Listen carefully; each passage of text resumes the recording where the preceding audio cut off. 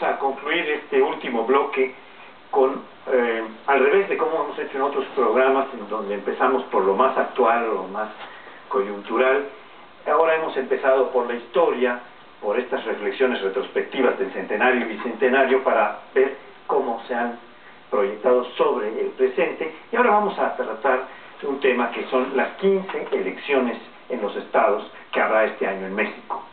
Estas 15 elecciones, 12 son para cambio de gobernador, y solo en 3 estados, Baja California, Aguascalientes y Chiapas, no hay elecciones de gobernador, sino que son solo de alcaldes y de congresos locales, diputados locales.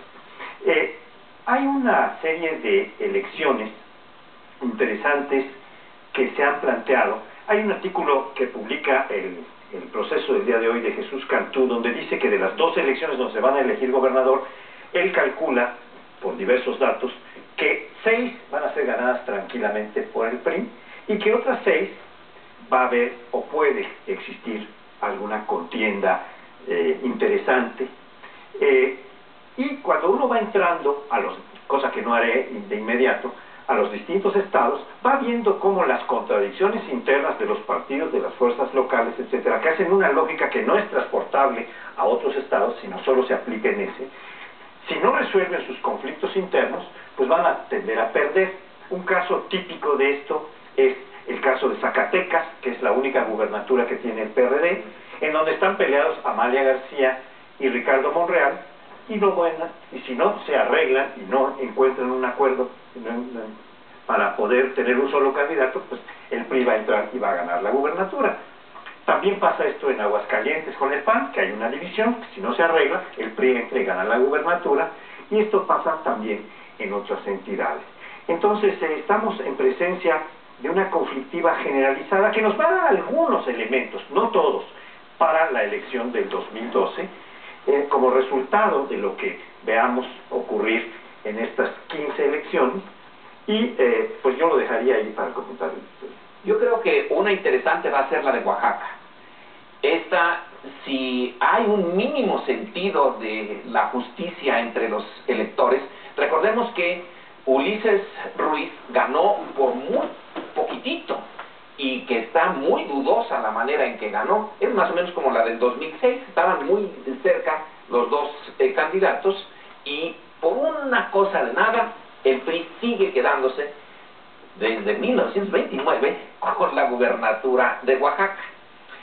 Esta vez, si logra la unión de los contrarios entre el PRD con el PAN, porque es una posibilidad, es una de las pocas posibilidades, y con el PT, es posible que Cue, que va a ser el candidato de la oposición, logre desalojar en ese estado de caciquiles.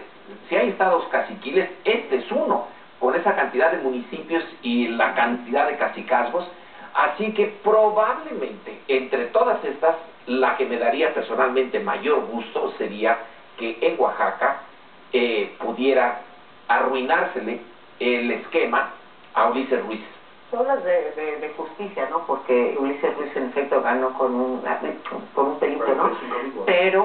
Pero acuérdate después que las intermedias de Ulises Ruiz se llevó carro completo, completísimo, ¿sí? O sea que el elector o no entiende o le gusta eso.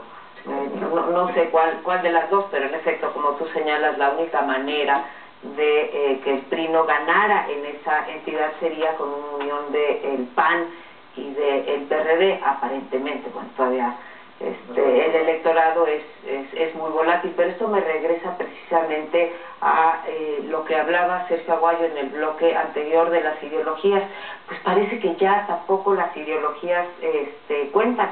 En efecto, se pueden unir dos partidos muy distintos como son el PAN y el PRI, que tienen una cantidad de pleitos enormes a nivel federal o incluso en algunas entidades federativas, con un propósito, con un fin mayor, o ¿cómo le llamaríamos? Con un propósito común de acabar con un cacicazgo como ha sido el del PRI desde 1929. Pero esto pues sí deja ya al electorado, al de Oaxaca y al electorado en general, que es lo que nosotros estamos hablando, pues es muy confundido, porque ¿cómo hacemos compatible que se agarren en el ring el PAN y el PRD acusándose de cosas monstruosas el uno al otro, no de que uno sea conservador y el otro sea muy liberal, sino de cosas monstruosas como son el tipo de alianzas, la corrupción, el tipo de intereses que defiende cada uno de los partidos, y después los veamos corriendo con un mismo candidato para gobernar una entidad federativa. Creo que ahí estamos en un aprieto. Y la otra es, en efecto, de las 14 que va a haber para gobernadores, 12, perdón, 9 son de... O sea, el PRI, tenemos que hacernos cargo, está muy bien posicionado por dos motivos. Uno, porque 9 de estas de las 12 gubernaturas que se juegan ya le pertenecen al PRI, y todos sabemos que normalmente tienes una ventaja cuando ocupas la gubernatura, por lo que mencionas también hace rato, el reparto de recursos y demás. Por otro lado, todas las encuestas electorales con las que se cerró diciembre del 2009 ponen, en términos de preferencia electoral sobre el ciudadano, ponen muy por encima al revolucionario institucional. Así que, sin que esto sea una premonición en absoluto, porque falta mucho para el 2012, todo indicaría que cuando menos 9 gubernaturas se van a llevar, y probablemente, como decía Francisco, pueden llevarse alguna otra. Hay otro cacicazgo, el de Puebla. Mira, quisiera dar una explicación de lo que está pasando bajo esta lógica que mencionabas de las ideologías.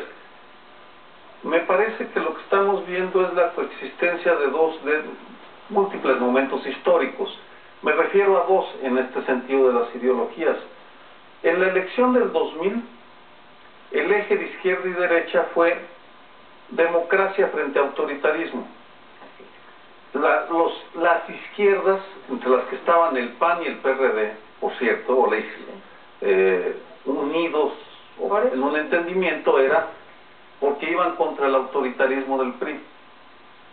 Eso se movió en el plano nacional, y sostengo que en el 2012 va a ser un enfrentamiento derecha-izquierda mucho más nítido, lo que va a dejar al PRI en una situación complicada.